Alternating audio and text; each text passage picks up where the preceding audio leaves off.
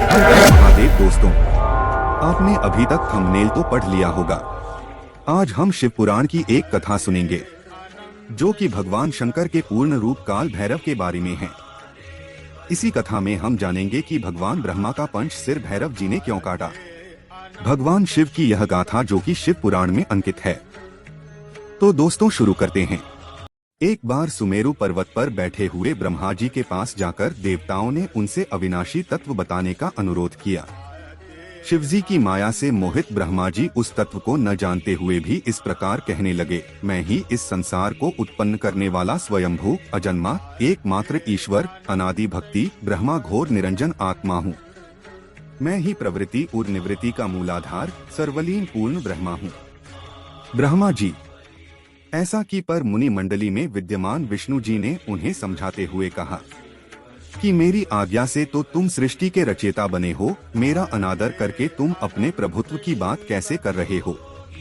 इस प्रकार ब्रह्मा और विष्णु अपना अपना प्रभुत्व स्थापित करने लगे और अपने पक्ष के समर्थन में शास्त्र वाक्य उद्धृत करने लगे।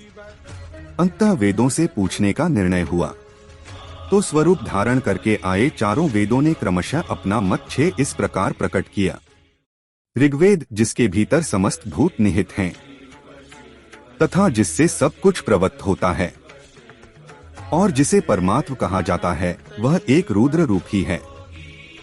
यजुर्वेद जिसके द्वारा हम वेद भी प्रमाणित होते हैं तथा जो ईश्वर के संपूर्ण यज्ञों तथा योगों से भजन किया जाता है, सबका दृष्टा वह एक शिव ही है। अथर्ववेद जिसकी भक्ति से साक्षात्कार होता है और जो सब या सुख दुहक अतीत अनादि ब्रह्म हैं, वे केवल एक शंकर जी ही हैं। विष्णु ने वेदों के इस कथन को प्रताप बताते हुए नित्य शिवा से रमण करने वाले दिगंबर पीतवर्ण धूली धूसरित प्रेमनाथ कुवेटाधारी सर्वाविष्टित वृपनवाही निहसंग शिवजी को पर ब्रह्म मानने से इनकार कर दिया। ब्रह्मा विष्णु विवाद को सुनकर ओंकार ने शिवजी की ज्योति नित्य और सनातन पर ब्रह्म बताया, परंतु फिर भी शिव माया से मोहित ब्रह्मा विष्णु की बुद्धि नहीं बदली। उस समय उन दोनों के मध्य आदि अंत रहित एक ऐसी विशाल ज्योति प्रकट हुई कि उससे ब्रह्मा का पंचम सिर जलने लगा। इतने में त्रिशूलधारी नीलोहित शिव वहां प्रकट हुए तो अज्ञानतावश ब्रह्मा उन्हें अपना पुत्र समझकर अपनी शरण में आने को कहने लगे।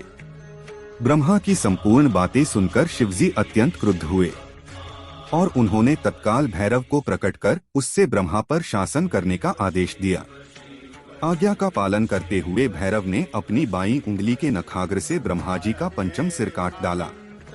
भयभीत ब्रह्मा शतरुद्री का पाठ करते हुए शिवजी के शरण हुए। ब्रह्मा और विष्णु दोनों को सत्य की प्रतीति हो गई और वे दोनों शिवजी की महिमा का गान करने लगे। यह देखकर शिवजी शांत हुए और उन दोनों को अभयदान दिया। इसके उपरांत शिवजी ने उसके भीषण होने के कारण, भैरव और काल को भी भयभीत करने वाला होने के कारण, काल भैरव तथा भक्तों के पापों को तत्काल नष्ट करने वाला होने के कारण पाप भक्षक नाम देकर उसे काशीपुरी का अधिपति बना दिया। फिर कहा कि भैरव तुम इन ब्रह्मा विष्णु को मानते हुए ब्रह्मा के कपाल को धारण करके इसी के आश्रय से भिक्षावृत्ति करते हुए वाराणसी में चले जाओ। वहां उस नगरी के प्रभाव से तुम ब्रह्म हत्या के पाप से मुक्त हो जाओगे। शिवजी की आज्ञा से भैरव जी हाथ में कपाल लेकर ज्यों ही काशी की ओर चले, ब्रह्म हत्या उनके पीछे पीछे हो चली। विष्णु जी ने उनकी स्तुति करते हुए उनसे अपने को उनकी माया से मोहित न होने का वरदान मांगा। विष्णु जी ने ब्रह्म हत्या के भैरव जी के पीछा करने की माया पूछना चाहिए तो ब्रह्म हत्या ने बताया कि वह तो अपने आप को पवित्र और मुक्त होने के लिए भैरव का अनुसरण कर रही है। भैरव जी ज्यों ही काशी पहुँचे त्यों ही उनके हाथ से चिमटा और कपाल छूटकर पृथ्वी पर गिर गया और तब से उस स्थान का नाम कपालमोचन तीर्थ पड़ गया। इस तीर्थ में जाकर सविधि पिंडदान और देव पितृ तर्पण करने से मनुष्य ब्रह्म हत्या के पाप से निवृत्त हो जाता है।